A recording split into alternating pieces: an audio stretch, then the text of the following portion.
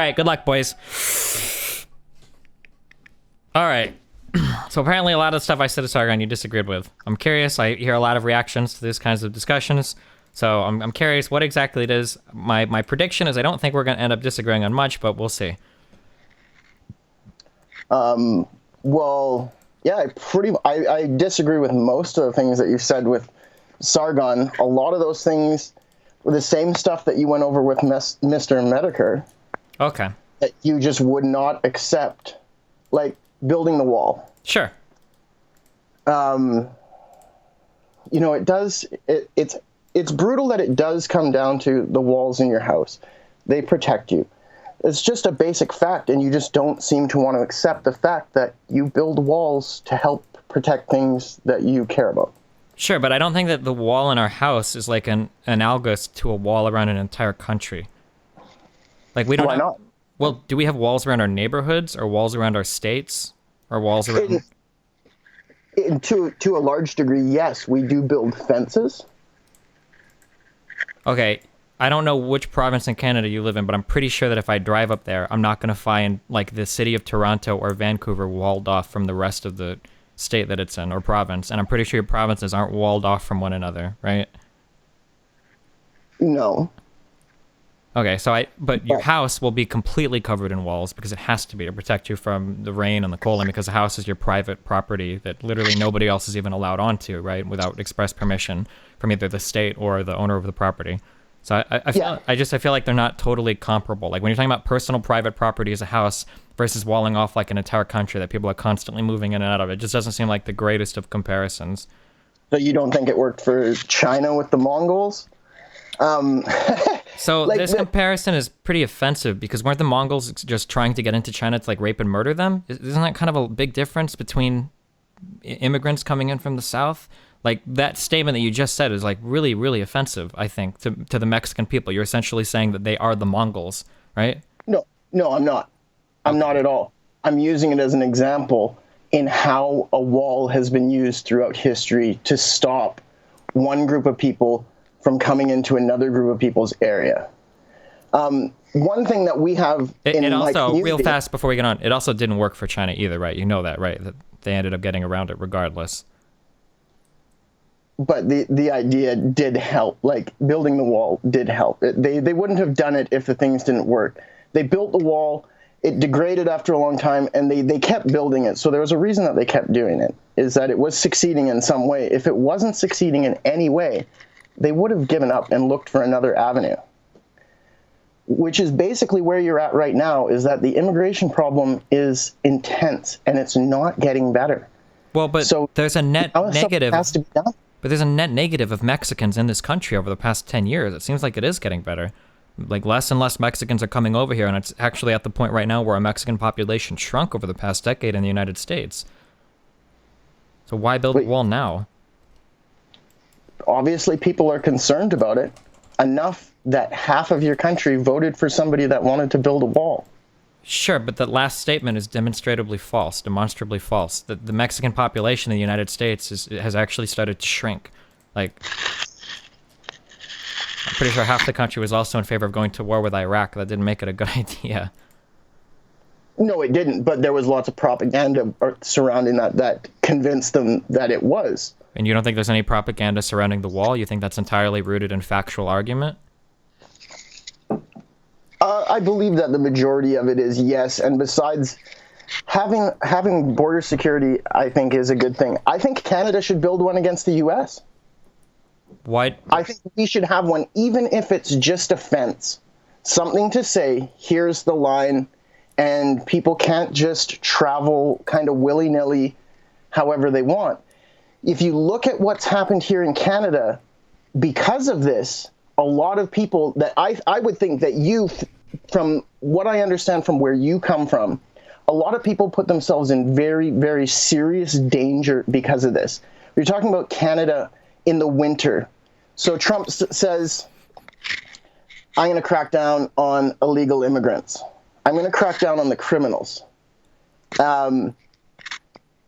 What happens here in Canada, all of a sudden, people start running across the border into Canada as Justin Trudeau says, oh, we welcome you. and you can come and apply for refugee status here, although the majority of them are not making that refugee status. But these people are coming in the middle of winter across in Manitoba. Now, I don't know how much you know about this area, but you're talking about minus 30. I'm sorry, wait, so are you Celsius. claiming there's like a massive amount of Americans that are illegally immigrating to Canada right now? There has been since late January. The people here in Canada cannot keep up with it. There's too many people coming across the border, and they're risking life and death. Some of these people have kids, and they're taking them across where there is no roads. So they're marching through the woods. Would you take your family? Do you think that's safe to take a family through the woods in minus 20, minus 30, through the snow? No. I mean, it would depend on the circumstances.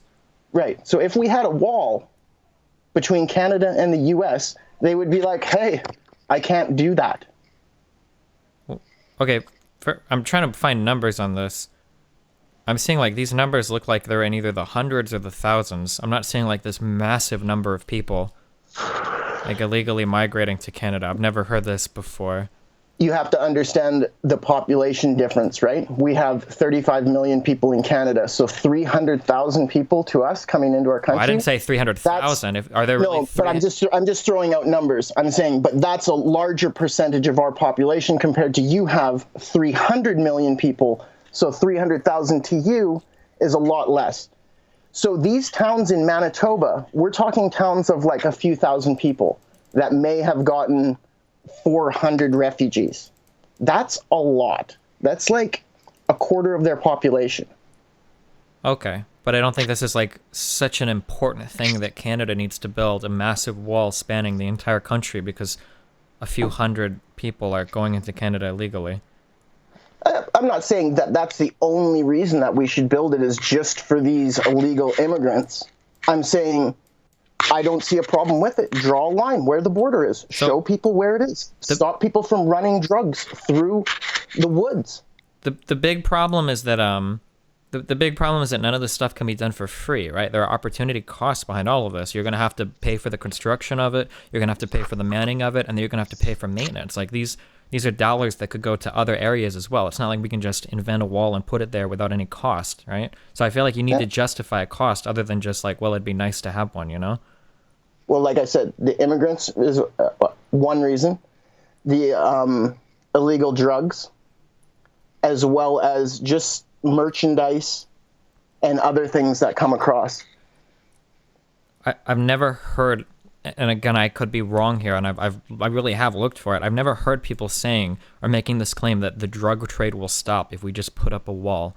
Like, there are still going to be products moving in and out of the country. There are still going to be trucks, boats, and planes moving in and out of the country. I don't think that just putting up a wall is going to stop the drug trade. And this is the big problem that I have with your level of thinking on this is, you know, if you put cameras in stores and you put security guards in stores, does that eliminate all shoplifting forever? No. No, it doesn't. People still shoplift, don't they? Okay. So should we get rid of every store security? Store security is not working. People are still shoplifting, so let's stop all security. So the fundamental difference there is that security is being paid for by a private company. My money doesn't go to them. If my money went to a private company, or if my money went to a public company that hired security, right, and that security wasn't really doing anything or worth money, then yeah, of course it would be up for debate on whether or not. But there's a really big difference here. We have to make a big distinction between a private company hiring private security versus public tax dollars, right? I'd be fine funding the wall privately if they wanted to have people donate. I'd be fine with that. I don't see a problem with that. The only problem that I see with that is that you're privately funding something that is going to be built on government property. That is where the difference comes in. The similarity comes in with you're never going to stop everything, but that doesn't mean that you don't make an attempt. You make some attempt to lessen it. You don't just let free rein. You make some kind of attempt to stop the things, and you realize, yeah, it's going to happen a little bit. Sure. So your argument is essentially that just because something won't stop something completely doesn't mean that you shouldn't try it at all, right? That's essentially your argument? Yeah. Okay, I don't disagree with that. But my problem is that when we're talking about public funds, we're talking about a limited number of dollars, generally, right? We don't have infinite dollars to go around to try every single thing. So it seems to me like, since we only have limited resources, we're on a planet with limited resources, we're with a government with limited resources, is it seems like it would make more sense to spend our money in ways that will curb illegal immigration the most, and it doesn't seem like the wall goes very far in accomplishing that. Like, it seems like there are better ways that we could invest or spend our money. I'm still willing to take that chance. I don't have a lot of statistical data showing me that it won't help and that the other ways are that much better. So at this point, I think that it's worth a shot. It's worth doing it. I don't see what we have to lose. Here in Canada, I don't see what we have to lose if we decided to chip away at it. I mean, we built a cross-Canada trail for people to ride their bikes across all of Canada. We built a highway across all of Canada, both funded by public dollars. Yeah, but the highway and the bike trail are things that are used commonly by your citizens that increases either quality of life or economic, capabilities of your people by being able to transport products or having people, enjoy something at a recreation. Like, there are strong arguments in favor of that. But to build a wall, like, it's on the onus of the person wanting to build the wall to present a strong argument. You can't just try it because you're willing to give it a shot. Like, that's everybody's tax money that's going into that. Yeah, but that's the way governments work. I mean, I don't agree with the way that our government spends. Some, but we're talking averages, right? If you grow up to be, and your only option is being a construction worker or something, chances are you're making a lot less money than somebody that was able to graduate with a college degree. But that's not a thing for not everybody aspires to that. Not everybody wants that. Sure, but if you lots of guys when they get to grade 9, they realize, like, I'm not excelling at math, I'm not excelling at writing. I kind of like working with my hands and building stuff. And what I'm going to do is I'm going to go to shop class more often. Sure. And I'm not going to go to computer class. And their dad's like, yeah, good for you, get a trade. Yeah, go into the trades. And if people want to do that, that's awesome. I'm all for freedom of choice. But that's usually what I'm espousing. That's usually what I'm hoping for. If people want to choose to do those things, that's awesome. But it's not awesome when people are forced into that type of work because it's literally their only option, right? Which is essentially what I was talking about, or exactly what I was talking about, rather. That it sucks that people are forced into these low-skill, low-level jobs when if better education was available to them or more opportunities was available to them, they could have pursued something different. Something that would pay more, offer more benefits, give them more fulfillment or whatever. Like, yeah, I disagree with you there because I don't see them as low-level, low-skilled jobs where, like, these are high-skilled jobs. Being a mason is actually pretty tough. Like, you have to have some intelligence to do that. If these jobs are so high-skill, why do they pay so much less than college degree-related jobs?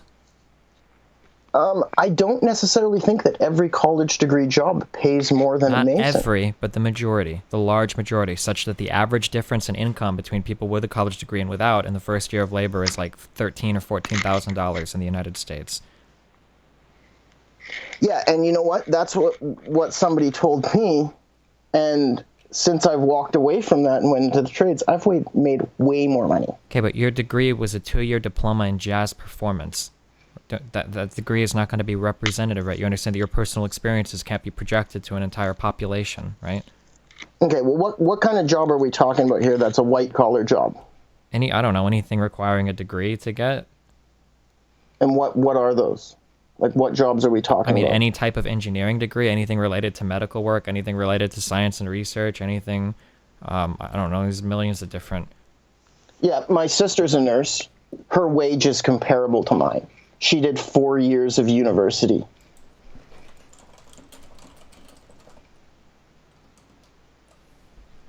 Okay, the average, is she like a full-on nurse or is she a CNA?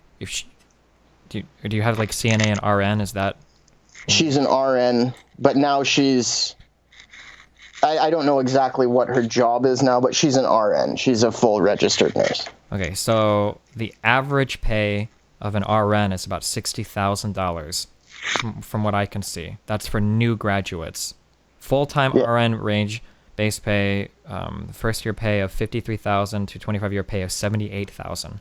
Those are for RNs. That seems to be significantly higher than the average framer pay that we talked about earlier. It's a bit higher, yeah. Well, I mean, you're going from an average of 42,000 to 70 plus thousand. That's like almost double, right? Well, like I said, the numbers I brought up showed up to 68,000 for a framer. Up to though. Yeah. We're talking averages, right? Not everybody when something says up Right. to, right? A man can grow up to 6'7", but that doesn't mean that every single person walking around is 6'7" inches, right? It's not. Right, but what she found was for the first 8-9 years of her getting out of school, she had massive debt to pay off. So she was actually making a lot less than I was. Sure. Because I didn't have that debt to pay off. For the first few years, sure. But I mean, once you pay off your debt, then you have an investment in your education that stays with you forever that you can continue to use to accelerate your earnings, where she'll eventually far surpass you in earnings, right? I don't think that she will. I presume that within 5 to 10 years, I will probably not work on the tools anymore. I will become a supervisor management. Do you think that every single worker has the opportunity to become a supervisor who works in management? Well, I don't know why you always make these that every single person, because you take away people's individuality. No, not everybody does. Okay, because that's why I'm saying that some people, yeah, I would push my kid to be in a trade if my kid was not excelling in. If my kid doesn't seem like he's going to be an engineer, then yeah, I would say become a welder.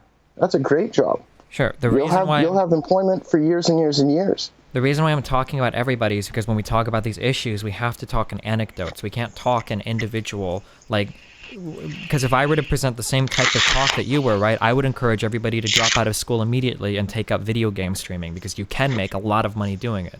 But that would be a really silly argument for me to make, because not everybody can do that, right? That's a really silly argument. You need to look at opportunities available to most people, present as many opportunities as possible, give them as many opportunities as possible, and understand how most people will function in an environment, right? Not like, this is my personal story, so I think everybody should do this, right?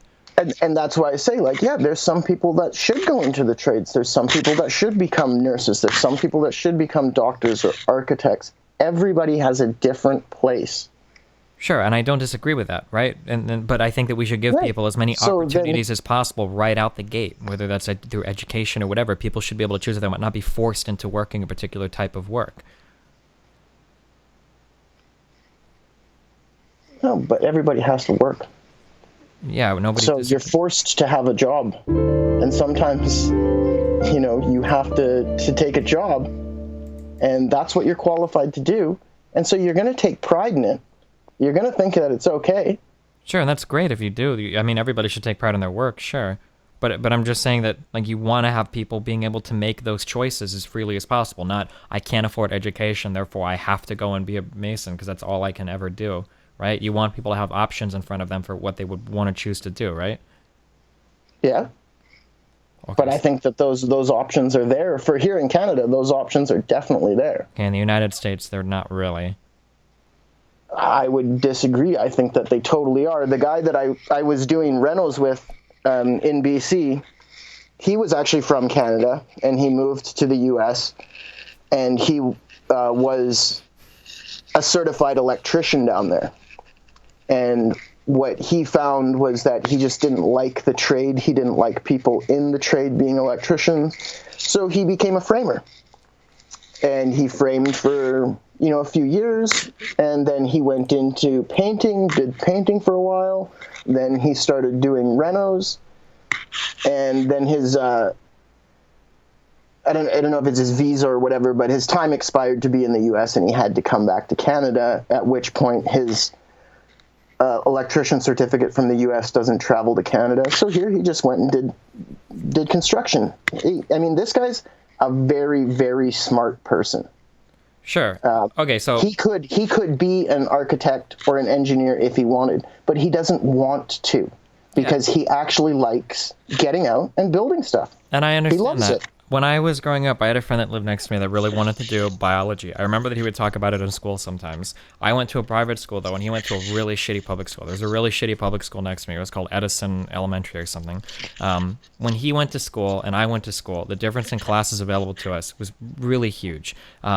Like I had already taken like I want to say if not pre-calc, like a really advanced algebra class by the time I'd hit 8th grade. So I went into doing college algebra my freshman year of high school. When this guy got into high school, I don't even know if they'd started algebra yet in grade school, right? And I went to a private high school as well. By the time we both came out of high school, he still had interest in biology, but he didn't have the GPA or the prerequisite AP classes or anything to actually qualify for a good college, right? The only way that he could get into college was going to a state school, and the amount of money that he would have had to pay for it was massive.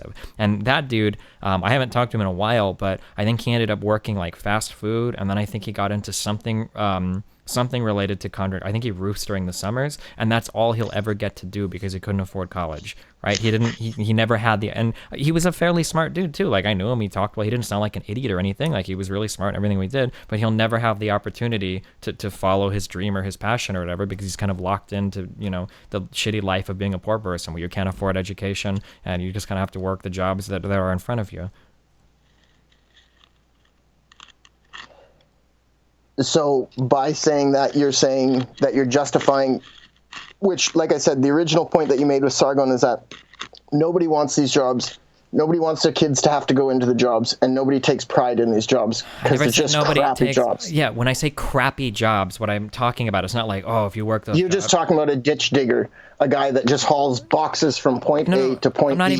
When I say... And I think that that's the problem here is that what your idea of what construction work is so far removed from what it is. Okay, these are the things that I know to be true about hard work in America. 1, it pays much less. 2, a lot of people are forced into it, like my friend, because they can't afford access to education. And 3, a lot of these jobs have severely detrimental impacts to you growing up in terms of injuries presented to your body or chronic conditions or whatever that don't present an equivalent white-collar people. That you're more likely to hurt your back or to hurt your leg or ankle or something for some kind of thing that will be with you for the rest of your life working these types of jobs. That's what I mean when I say crappy jobs. Not crappy jobs like, oh, look, he's in construction, what an idiot, we should all look down on him and shun him. But crappy jobs like nobody wants their children to grow up and have to work these jobs if they have the opportunity to go to school and get something that pays better and gives them more flexibility and more freedom.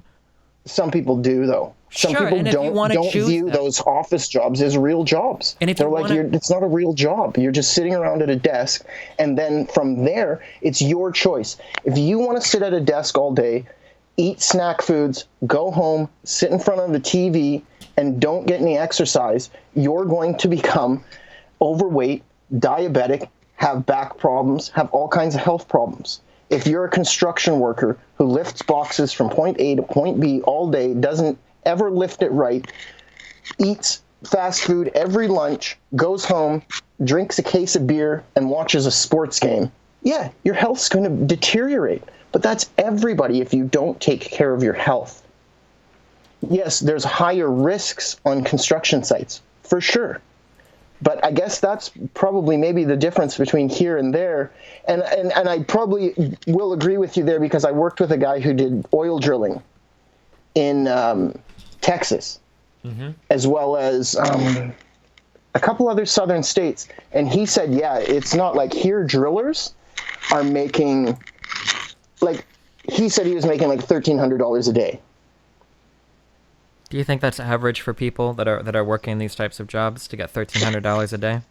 No, and in the U.S., he said the guys working on the rigs beside him were like not trained in anything. They were basically paid what an entry-level construction worker in the city here is paid. It's very different, right? Our drilling and our safety and stuff is very high compared to some of the stuff you have down there. Sure. So just like a few quick numbers in this article I linked you. The new report showing blue-collar workers are more prone to illness than any other group. Experts say HR's challenge is to understand the unique aspects of their own workplace's well-being, as well as the unique things they're going to have to do as an employer to address each worker's needs. Results of a recent survey showing that blue-collar workers are more prone to ill health are hardly surprising, experts say, but a higher preponderance of health problems among that sector is a concern. Like, these are, I can find you a million different things it talks about. Like, I don't like that you're presenting a false equivalence that, like, well, white-collar workers, they can have health issues too. Like, no, blue Blue collar workers are much more likely to experience health problems in their life that are very significant. And like somebody being obese sucks and it's shit, but I mean, like, you have the opportunity to not let that happen, right? But if somebody hurts their back on a job site, right, when they're in their 20s or 30s, these are injuries that they will carry with them for the rest of their life. Like, I've got a friend that can't even pick his kid up anymore because he hurt himself working, and like he was like 25, I think. He ended up dropping out of school because he was working. He was like 25, and he hurt his back doing, I don't even know what the fuck it did, but now like every single time he picks something up, he has like a little twinge in his back when he does it. Yeah, and I've known guys forced out of the trades because they wanted to play softball, and they slid into home base and broke their leg, and that was it. They couldn't come back to work in the trades. So do you not acknowledge that people that do these types of work are more prone to injury or illness than other types of people? You think it's all equivalent? I think in Canada, our level of safety is very high. And I think that, yes, it's equivalent in Canada. You'd have to take into account the type of people as well, right? That I think that there's a larger majority of the people that work in construction that don't care as much. That they, like I said, they eat fast food at lunch. They go home and they drink a case of beer, and their health is, seriously deteriorates because of their own personal choice rather than the job itself. Okay, here's from a Canadian government website. Not surprisingly, injury was more common in blue collar than white collar. Close to 1 worker in 10 in trades, transport, and equipment operations sustained an on-the-job injury more than 4 times the rate for those employed in business, finance, or administration, or in social science, education, government service, or religion. Yep. But what are the incidents, right? I could cut my hand, go to safety, it gets filed as an incident. Is that serious? Does it deter me from doing my job? So No. Are you saying that the majority of injuries sustained in these blue-collar jobs are probably insignificant? Couldn't you argue that don't you think the chances of getting a minor injury are probably higher in a white-collar job where you're not really doing heavy lifting than a blue-collar job? No. I think that in construction, there's a lot of minor injuries that happen a lot. I just don't think that they happen in offices, like paper cuts, you burn yourself with a coffee. So you think that what kind of data would I have to show you to change your mind of this position? So your contention is that even though 4 times as many blue-collar workers are injured as white-collar workers, you're claiming 2 things. 1, that all of those white-collar injuries are serious, and that 2, that the majority of these blue-collar injuries are not serious. Those are your 2 contentions? I'm saying that the numbers seem different because in construction, a lot of minor injuries get reported, and those injuries count towards that large number. Whereas, yes, in construction, your chances of death on the job site are immeasurably higher. There's a chances every day I could die. So so let's take some guesses. If we were to measure the chances of you breaking your bone or losing a limb or a digit, like a finger, do you think that's going to be higher, significantly higher in blue collar versus white collar? Or do you think you have just as much a chance in hacking your finger off in a white collar job than you would in a blue collar job? No, for sure. The guy working in the office definitely doesn't have a chance of severing a finger as much as the guy that's running a concrete saw. Okay, what about breaking a bone? For sure. Okay, so then you do agree then that chances are, if we take these stats at face value, blue-collar workers probably face significantly more injuries than white-collar workers, right?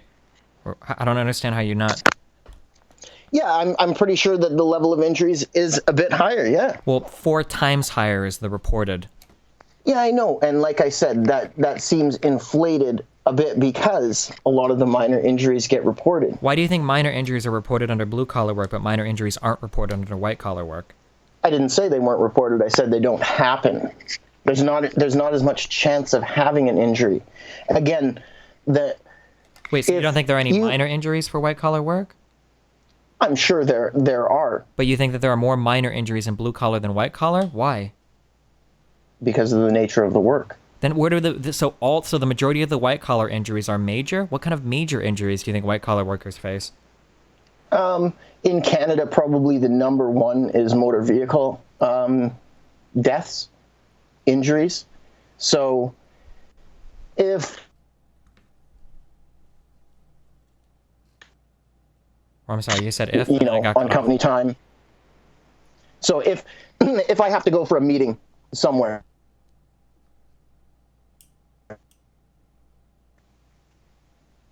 there you go. That's a workplace injury.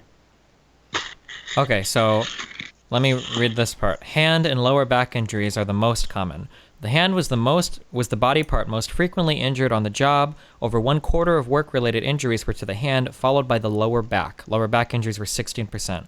Compared with all workers who sustained an occupational injury, those in sales and service were more likely, and white-collar workers combined less likely, to injure a hand. White-collar workers were more likely to injure the lower back. 1/5 of the occupational injuries sustained by white-collar workers affected this part of the body. The most frequent type of occupational injury was a sprain or a strain, followed by cuts and fractures. Sprains or strains were more common among white-collar workers compared with workers overall. Fractures accounted for nearly 1/5 of injuries to primary industry workers, significantly above the share for all workers. Burns or scalds made up 15% of injuries sustained by sales and service workers, significantly higher than the proportion of all work injuries. So they burned themselves on a coffee. Sure. And it seemed like fractures... Things like breaking bones were much more represented in industry workers.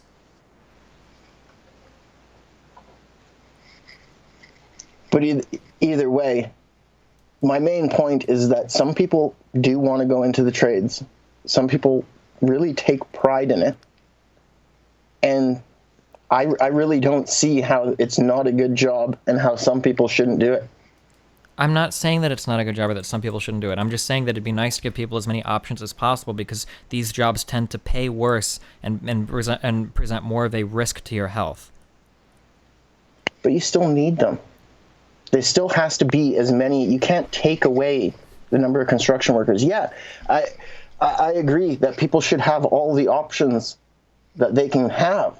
But the fact is that some people like that work. They want to go into it, and they take pride in it. I don't disagree with that. But that's all the things with, like I said on Twitter. That's what I'm saying is you denied that with Sargon. You totally went and said like they're crappy jobs. Nobody wants to do them. Nobody has pride in being a construction worker. I didn't say nobody has pride. I've never said that. Okay.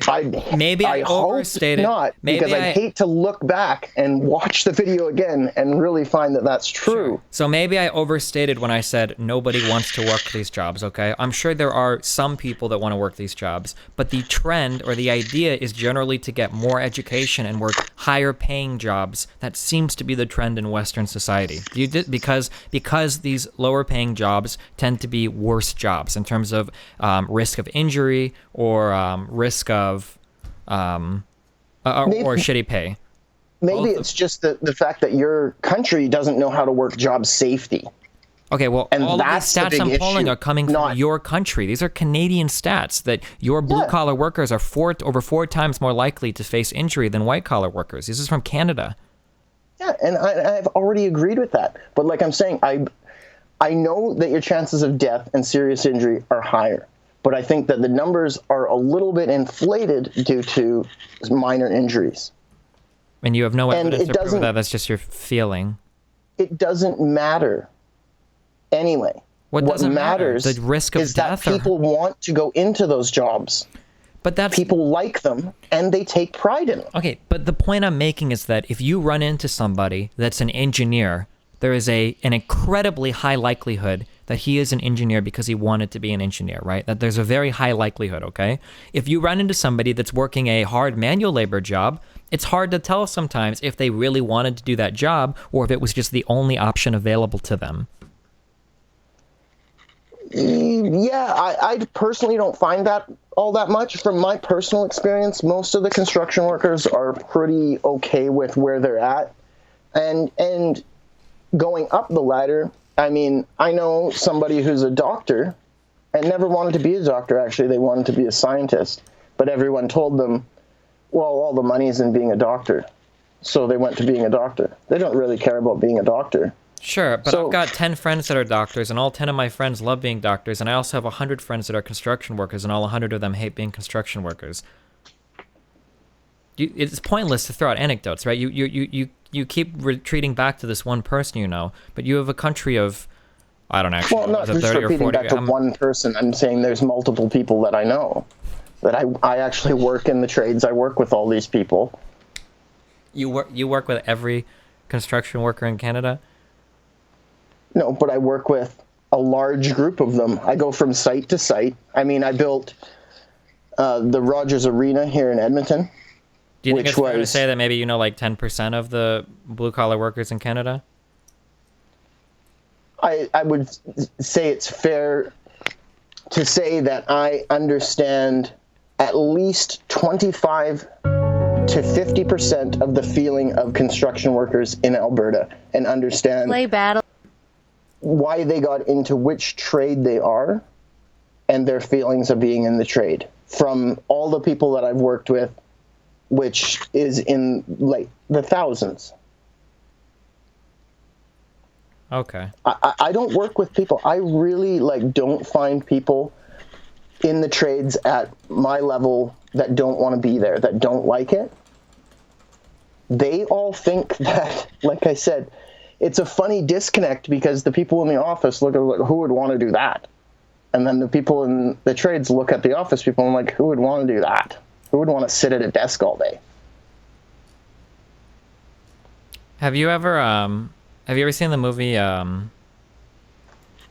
oh fuck, what's the name of that movie with Good Will Hunting? With Matt Damon and the other dude? Did you see that movie? I've heard of it, but I don't really watch a lot of movies. Okay, I was just curious. What? Okay. What other issues did I talk about with Sargon that you took issue with? The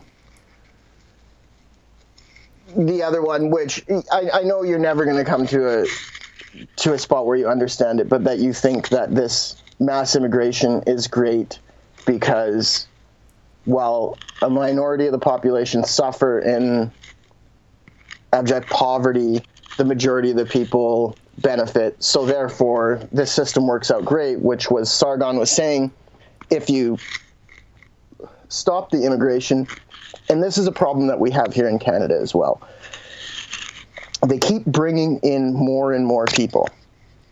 So when you have a surplus of the things, the worth of it decreases. So wages go down. Mm-hmm. And what you have is it driving into a two-tier system, which is really rich and then really poor. And what Sargon is saying, and what I agree with, is if we slowed the immigration and got unemployment down to a level of maybe 1% to 2% before we started accepting more immigrants, that everyone would benefit. So, and what you're saying is that, well, you know, I know that those some people, they do really bad, but it's worth it in the long run because the majority of the people do good. Okay, so a couple things. Typically, you want employment in your economy to be around, I've heard, around 5 to 5.5%. 1 to 2% unemployment would be considered very, very, very bad from most economists' point of view, right? There is some level of frictional unemployment and unemployment for other reasons where people are seeking jobs. Like this idea of 1 to 2% unemployment seems pretty extreme. I've never heard anybody advocate for that before. First, right? Okay. Okay. Secondly, let's just talk about how some things in the economy function. If you're a business and you can pay lower wages, all right, that does a couple things. Can you talk about a couple of the things that you think happen when a business gets to pay lower wages? They increase profits. Okay, they could increase profits. If everybody else around you is also benefiting from lower wages, what are you going to have to do when wages are going down and other people are paying less in wages? What does that do to the cost of the good that you sell to the people around you? It's most likely going to go down. Okay, so products become cheaper and you make more money as a business, right? So let's say that we follow your example And let's say that we cut the flow of immigration, okay, to increase the cost of labor. So now, flipping what we just talked about, if the cost of labor goes up, all right, what does that mean as your business? Well, you're going to have to spend more on labor. Okay, and the cost of your product is probably going to increase. All right, probably going to be making less money as well, right? So why would you advocate for a policy that increases the cost of goods to every single person in the country to protect some jobs? Well, I think it protects all the jobs. Do you think that everybody in a country is competing with low-skilled immigrant labor? No, but I think that certain people will fill those jobs even if we don't have low-skilled workers. Your supply and demand will change. The people might not be able to buy, or the products might not be all super cheap, but the people are making more money, so therefore they can afford the more expensive products. But the only people making the more money were the people at the very bottom that were competing with these people. So the person who's a doctor or a dentist or an engineer or a mid-level job like you as a foreman or a framer or a carpenter or whatever, these people are just going to be paying more money for everything, right? Yeah, but they're going to make more as well. No, they're not. Why would you make more money if you curbed immigration and made it so that immigrants couldn't take very low-level paying jobs? How is that going to translate to you making more money? It works because there's less people, like those people come here. Actually, if anything, you would make less money possibly because the business might have to take away from your salaries in order to afford to be able to pay the increase in cost of labor of the people under you if they've got to pay them more money, right? I don't understand how you're making more money in these scenarios. Okay, well, when, like for my job, okay, if there's more people that can do my job, then the companies can sort of say, well, I'll have 50 guys to choose from. And then when they come in to talk to me, I'll say, well, let's say I'll offer you $24 an hour. And the guy says, oh, well, I can't work for that. Okay. That's too low. I want $30 an hour. Well, the low-skilled immigrant guy is like, yeah, sure, I'll take the $24 an hour. Okay. So then they're going to hire that guy instead of the person that wants to earn $30 an hour. Do you consider your job to be a low-skilled job? I thought you said your job required a lot of training and learning to do. So do you think somebody could immigrate to your job with no skills or training and take your job immediately? They could enter into my trade immediately with no skills, yes. Okay, then I'm not talking about your types of jobs. I'm talking about how I thought you said that your job required training to get up to where you were. I thought that you said that you worked your way up to that job. Yeah, and they would too. I entered with zero experience just like they would. And that's how my job functions, is that I work in a trade where there's not a lot of people that want to do it or can do it. So I continually ask for more money, and I get it because there's not a lot of other people that they can choose from. Okay, so then they have to increase the cost of that good, that final product that they sell, because they're paying you more, right? And they're also making less money as a result of that. So every single client that you interact with has to pay more money. Don't these seem like negative things, making people spend more money on goods that could be cheaper? No. It doesn't seem like a negative thing for me. I earn more money, I can buy more stuff. But you can't buy more stuff because everything around you is going to cost a little bit more. But I'm going to make more. Yeah, maybe a little bit more. But that's only for you as well. The majority of people aren't impacted by these low-skill laborers, right? The majority of people aren't going to be impacted. If you have a job with a college degree or any kind of job that requires training, if you're a supervisor or a manager, right, you're not getting paid more money because you're protecting lower-level jobs, but you're paying more money for every single good that those lower-level jobs interact with, right? One place in Canada you can see the effects of this is Vancouver Island in BC. This is probably the best weather in Canada. Most people want to live there. So they have a massive amount of immigrants and people that want to live there. Now, one of the guys that I worked with, his son is a scientist. He works in an office in downtown Edmonton here. He makes $30 an hour as a scientist there. He got offered the exact same job in Victoria. There, they pay $18 an hour because they have a large pool of people to choose from. So if you don't want to take the $18 an hour, fine. They just find somebody else. And this is the point that Sargon is making to you. And you don't seem to get that when there is a high level of supply, the worth goes down. And when there's less, that, but you're only looking at one side of the equation. For some reason, you're tunneled in on this fact that people, the lowest skilled laborers, could be making more money if we artificially decrease the supply of labor. But you're not acknowledging all of the benefits that come with the increase of your supply of labor. For some reason, you don't want to acknowledge any of those benefits. You think they're all negligible, but it's not. The entire world has benefited greatly off of shifting labor around the world. We pay much less per product than we would be otherwise. It seems like you're okay with telling, like, why not just increase taxes on business?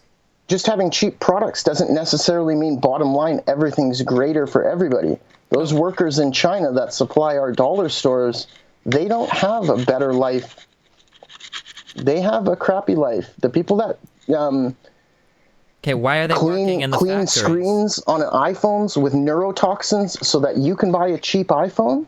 Okay, that's not benefiting their lives. Those people's lives are destroyed in their early 20s. Why are those people working those jobs? Because there's no control in their country, and there's no jobs. There's no jobs, so we should take away those jobs from them, and then what, let them starve? And then they would have to create something else, which they will be forced to do. Like, that's the thing, is they will find a way around it. I don't think that they're happy now. I don't think that they put nets around their buildings to stop the people from when they try to commit suicide. I don't think those people are like, yay, this is awesome. Have you ever seen the people that work in the Walmart factories? That, like, basically they live in the factory, they're paid in rice. These people, they're not happy. This is what they're doing because they have to. What do you think median wages in China are compared to where they were 20 or 30 years ago? Well, it's higher there because they've actually started to create a middle class. Okay, so it seems like China is growing. I agree that these jobs are really shitty, but if you look at the wages in China, like, China has had a massive boom since the mid-early 90s. Like, I'm not saying that some of these jobs don't suck, but again, like, you only want to look. This is the problem with demagogues like Sargon and the people that end up listening to them and following them, is that you only ever want to consider one side of the argument. Economics doesn't work this way. This is a Fantasyland YouTube skeptic channel where we pretend that if we do one thing in economics, all of a sudden, this one thing will happen and there will be no other impacts. It's not true. If you artificially curb the supply of labor, that means you're going to increase the cost of goods across your entire country, right? It means you're going to hurt businesses. It means you're going to hurt your overall economy because you're restricting artificially your access to a resource, which is how you grow economies, by increasing your supply of resources, right? Now, I'm not saying that it's a good or bad idea, but you can't have a conversation if you won't acknowledge that these things happen. Like, you have to acknowledge that if you want to make it so that nobody's allowed to come into your country, so that the prices for labor get more and more inflated, that we let wage inflation go and go and go, that you have to acknowledge then that, okay, well, some people will get better jobs, sure, but everybody in the country is going to be paying more for everything then, right? You have to be able to acknowledge these trade-offs. And it seems like when you start to look at all the trade-offs, it just becomes not really worth it. Like, why not continue to benefit from a cheaper supply of labor? Because this makes so many parties better off. Everybody in the country gets access to cheaper goods. Everybody that immigrates gets access to a better job, obviously, if they're immigrating to work there, right? Why not just find ways to redistribute the winnings of these companies onto the people that are most impacted, right? Whether it's through education or job training or something else, and continue to enjoy all the benefits that the labor immigration brings. Like, and that was your point with Sargon, yes, is that you should tax those people and then give it to the people underneath that aren't benefiting from it.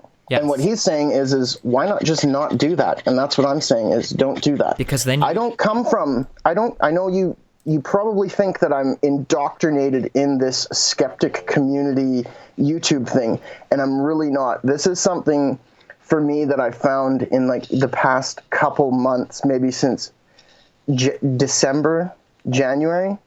And the thing for me is because I come from living it. I came from BC, where there is a massive immigration, a massive overpopulation. And what they're having now is it's becoming a poor class and a really rich class. If you go and you look at the housing prices in Vancouver, you'll see what's happening. Sure. You'll see that these houses are for really rich people, and what all they're creating is part-time minimum wage jobs, because there is so many people to choose from. When I would go look for a job in BC, they would say, well, we're not really offering full-time. Would you be on call? And you, in that position, you're like, look, I need a job so badly that I'm willing to take anything you're offering. I'll take the lower wage. I'll take the part-time. I'll work 2-3 jobs, and I'll be stuck in poverty. So sure, but I didn't want that anymore. What are you so gonna do? I went to the next province over, which was actually had a worker shortage. They were looking for more and more people. Here, they gave me an opportunity, and I moved up into middle class. And what if this immigration continues? Like, if we're at 7 or 8% unemployment here in Alberta, and we keep letting more and more immigrants in, we're going to end up where BC is. And I can see it happening, because in the first couple of years that I was here, my wage went up and up and up. And now my wage is stagnated as unemployment rises. And they keep letting more and more immigrants in. So the problem is just getting worse and worse and worse. We're doing the exact same thing that BC did. All over Canada, the jobs that are being created are minimum wage, part-time jobs. You're hollowing out the middle class, and you're getting left with a system with only really rich people and then poor people. Okay, so why not why not create a system to redistribute some of those winnings from the rich people to the poor people? Because we shouldn't have to do that. We should just stop the flow of immigration. So what are you going to do? And there you go. What are you going to do when businesses start shutting down because you're increasing the minimum wage so much? And they can't afford to pay it out. I don't want to increase the minimum wage. That's effectively what you're doing. You're increasing the wage floor by restricting the supply of labor. What are you going to do when it gets to the point where you don't have enough laborers to fill a lot of these stores, and people are like, okay, well, fuck it, we don't have the people, we're just going to close it down. It's not worth it. I'm not going to pay somebody $45 to man a cash register. I can't do it. I'm going to close up, and I'm going to go take my business somewhere else. I'm going to go south of the border to the United States, where I can find lots of workers that will work for much cheaper, and I'm going to open businesses there. What do you do when you start to run into those problems? Are you going to try to let in a few more people to fill the jobs? Because prices on labor will grow up, and at some point your economy can't sustain that. People aren't going to pay that much money for fast food. They're going to look for other alternatives. People aren't going to pay that much money for clothes in store. They're going to go somewhere else. And when these stores start to close shop because the cost of labor is becoming so outrageous, what do you do at that point? Then it does find a balance. It will find a way to balance itself out. Yeah, it will balance out by stores closing down. You'll just have less shit available, and what is available will be more expensive. Yeah, but the people will still be able to afford that. Because their wages will be high enough to buy it. But that's not how markets decide wages. Markets don't give you wages to afford things. They give you wages based on the value of your labor. There's no guarantee that you'll be able to afford things as prices continue to go up just because you're being hired by a place. That's not how wages are determined. But here in Alberta, we're not letting the market decide the wages. We're forcing minimum wage to go up because the minimum wage is so low. Okay, so but as the minimum wage goes up, that just means more and more places will close down, or the cost of goods could increase to a point to where it's not financially viable anymore if they are being forced to pay those higher wages. I'm just saying that there is no implicit guarantee anywhere in any kind of market economy. There's no guarantee that because you work, you're going to make enough money to pay for a certain thing. That's not how wages are determined. Even if you could continue to bump the minimum wage up more and more and more, but that still doesn't guarantee that people's wages will outpace the cost of goods. There's no guarantee there anywhere, explicit or implicit. Your basic needs would be affordable because you're basically all the things that you need are being supplied by the people in your area. And you're going to be able to afford it because everybody's paid enough to pay the other person. Yeah, but maybe that means you're not going to have access to more luxury goods. Maybe I'm fine with that. we have enough luxury. We are over luxurized. We are over entertained. We have way more luxuries than we ever need. So, okay. So you're okay with decreasing the standard of living by restricting access to luxury goods by poor people. That's an okay trade-off for you then? I don't think that luxury goods necessarily make your life better. Don't you think you should have the option in whether or not you want to purchase a luxury good or not, rather than having somebody like you dictate that opinion to somebody because they're poor? I think if you can afford it, that you can spend your money how you want. But I don't think that having a microwave or a smartphone increases the quality of your life that much, that restricting some people from owning those things really deteriorates their quality of life. Would you agree with the statement, like, from each according to his ability to each according to his needs? Do you think that maybe, like, we should be deciding, like, what people want in their lives or what people should have? Like, in terms of restricting, like, you don't need to buy, like, an iPhone and a computer or whatever, like, that it's okay to kind of make these determinations of what people should have? I don't think that that's my choice to make if they should have it or not. I think that that's their choice if they can afford it or not. Yeah, but you're kind of making that choice if they can't afford it, right? You're kind of saying that, like, you don't need these things, so we're going to let prices rise to protect some jobs, but that's okay because you don't need those things, right? If the cost of iPhones became too much to have people in Canada or the US make them at a wage that was able for them to make some kind of living, or else it be their part-time job that they moved on from, and we didn't sell 10 million iPhones, I'd be fine with that. In fact, I'd be more than fine with that. Why would you be okay? Are you okay with systems? Do you think that, like, socialism or full-on communism, do you think could be an okay thing? Not communism. And I think that socialism definitely has a possibility, but I think that it is too easily corrupted to really put a lot of onus on going with socialism to a full degree. But you have to remember, I've been raised in Canada my whole life, and we have a large level of socialism in Canada, a large level. One of the types of corruptions is with totalitarian people deciding what you can or cannot have access to, like luxury goods. Right, and that's why I'm letting the market decide for itself. But if you want to create artificial restrictions on labor in the market in order to increase wages that make... Yeah, when you say I don't want any immigration... You're making it artificial because you're wanting to increase the number of people. And I'm saying, no, let it happen organically. No, let it happen here. You want to restrict the flow of immigration. You want to curb that. You want to cut that off. And you want to let wages rise. You want all the wages to inflate, which will make something, and inflating wages probably hurt poor people the most, right? Because middle class and wealthy people, they're going to be able to afford whatever they want just fine. It's not going to hurt them. They won't just be able to afford whatever they want. They'll be able to afford what they can afford. So rich people will be able to afford more than middle class people, and middle class people will be able to afford more than poor people. Sure, but the market in our country will decide what the prices of the things are worth and what the wages are worth. Sure. What you're asking to do is for the government to control it. You want the government to control how many people come into the country, and then you want the government to control the wages for minimum wage and other things like that, because these people aren't making enough. In fact, the government should then help them out and take money from the middle class and the rich people and give it to those poor people, because the system's not really working for those poor people. What I want is the ability for labor to move as it sees fit and let the market determine what wages should be and what the cost of goods should be as organically as possible. I don't want wages to inflate unless they would anyways, because the supply of labor is exhausted, or labor can't travel or whatever because, you know, they've used them all up, which I think is okay because there's no other alternative there. But there's a big difference between that and saying the government is controlling the wages. I'm not necessarily for a minimum wage at all. I just want, if laborers want to move in and take advantage of labor, or if businesses want to take advantage of that labor as well, like, I think that should be a good thing. They should be allowed to. It means you've got cheaper prices. You know, businesses can make more money. If there are people that are adversely affected, there will be some people that are adversely affected, but overwhelmingly, the Western world wins off of trade deals like this, that we find a way to distribute some winnings from the most winningness people, maybe employers that hire immigrants, into people that are disproportionately impacted by these people immigrating. But you see... I don't see that. I see the top 1% of people are really gaining through the trade deals that we have, sure, and the rest of the people are not gaining. I don't deny that right now. I don't deny that right now. But in this world that you're suggesting, poor people are absolutely hurt the worst.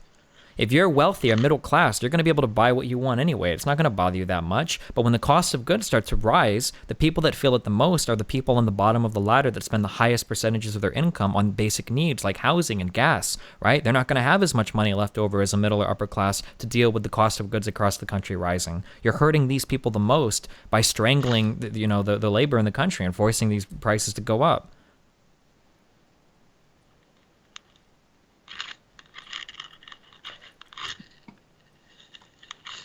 Yeah, but I think in my system that the overall wages will go up and there will still be poor people. There will always be.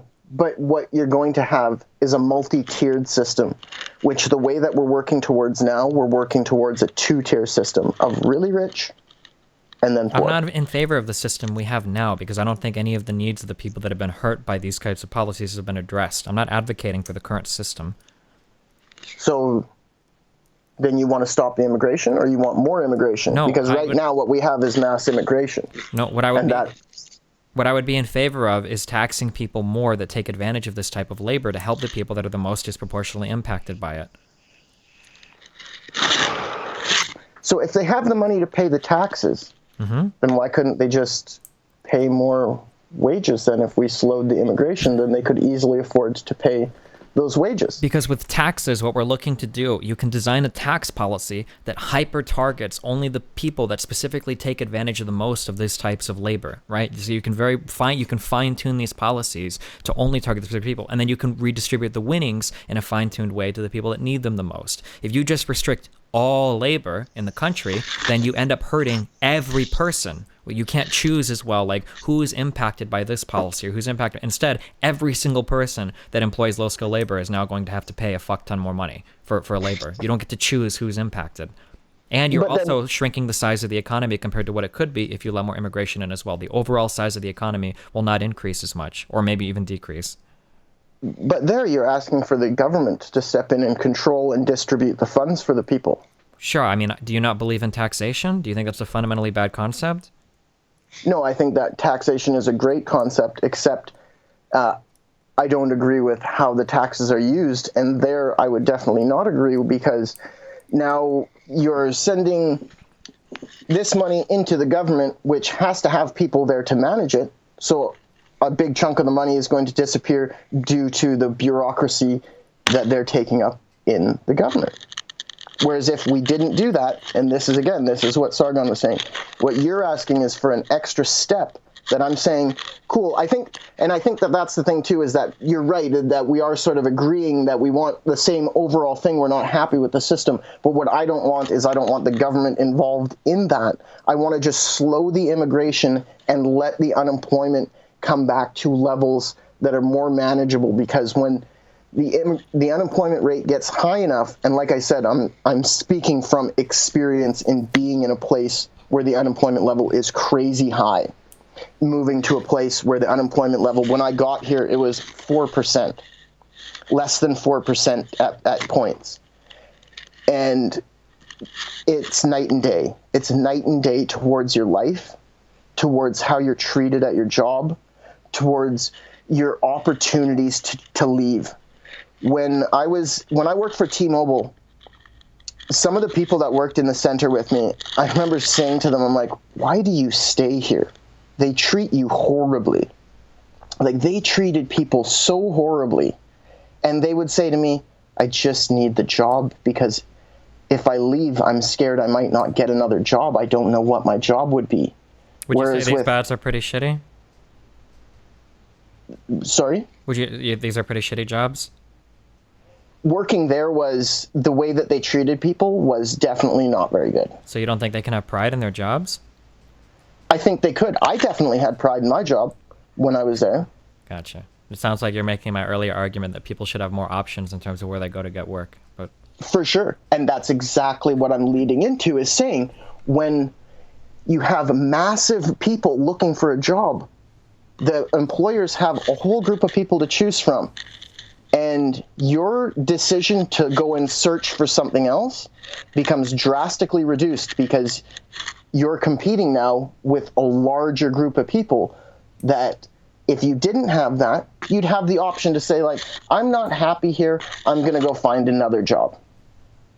Did you say the unemployment in BC was really bad? Yeah, it's terrible there. Are you sure? Because it looks like British Columbia is the lowest unemployment of all of the provinces.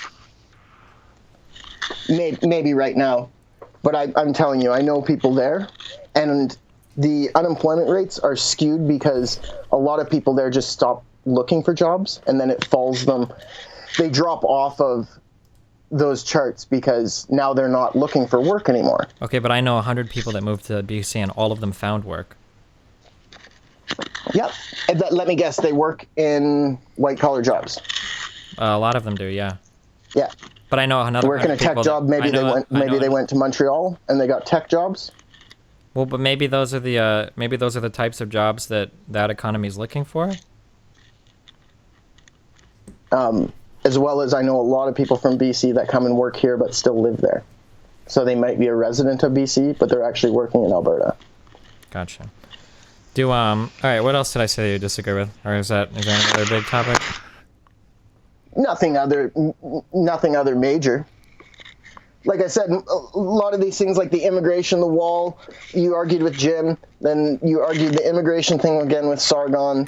You know, I don't want to go into the whole black people getting married thing because I really don't have anything to add to that. Gotcha. And then the construction thing was, like I said, because I am a construction worker and I'm speaking from experience of I've been there, like in BC, if you want to go get a construction job, you need to go to school first. They're not going to train you on the job because there's so many people to choose from. Whereas here, they're going to train you. You can move up. This is life experience. This isn't charts and graphs. This is actually being out there in the field with numerous other people. Gotcha. Even my boss, when I was there doing rentals with him, he came from Calgary.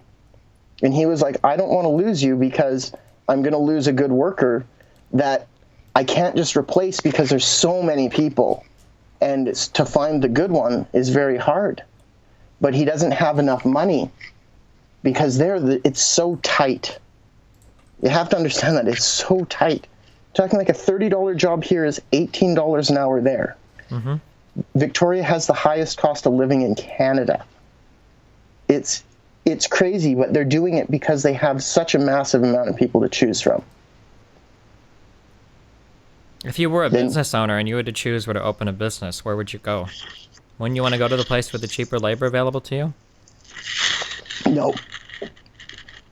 You would go where you'd have to pay workers more money? Yes. Why? Because when you're at a job and you get paid a good wage, you take more pride in what you're doing. You feel a sense of being more of a contributor and that you're valued.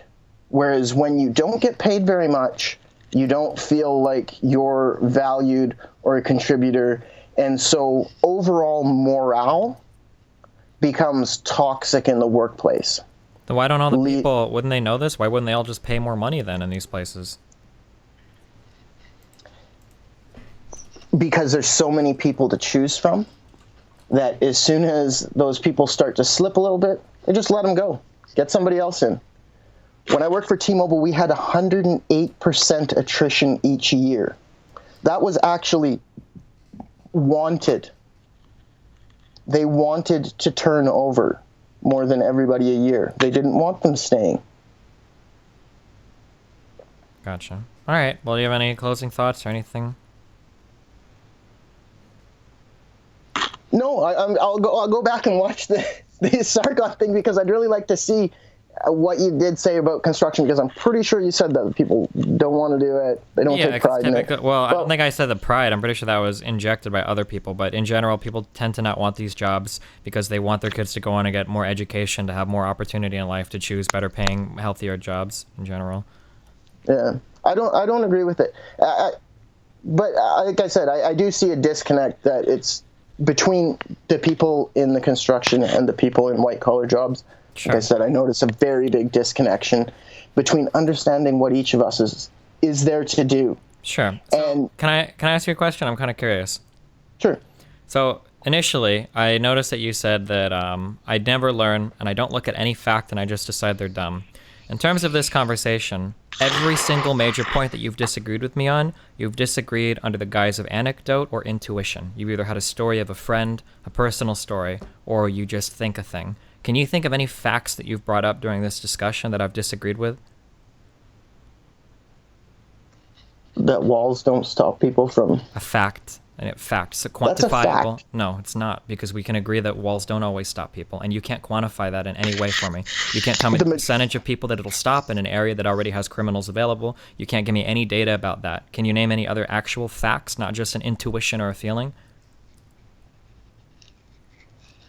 That when there's a surplus of something, the cost goes down. I agreed with that that's a fact. I agree that the cost Yeah. of labor will go down. I don't disagree with that. Is there any other fact that you feel like I've ignored? No, because to be honest with you, I didn't prepare a lot of factual things. But like I said, these Was things there are a fact things that you do. Sargon brought up that you felt like I ignored?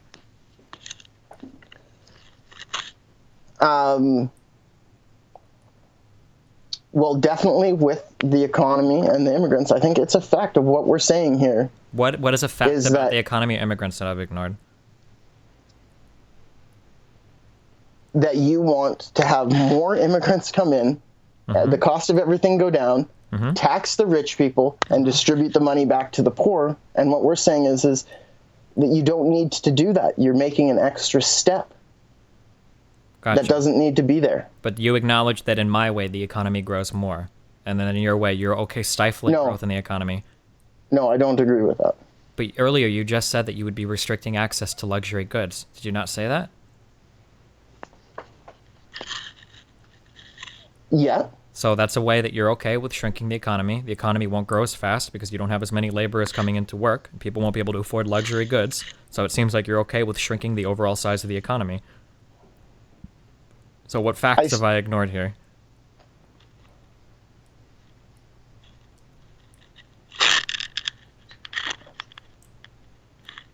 Well, the fact that the economy would diversify.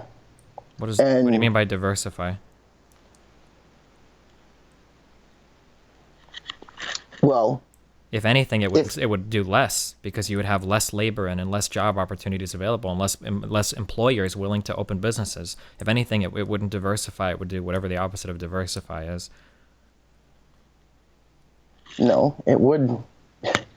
How does They would less have laborers to- and higher wages diversify your economy?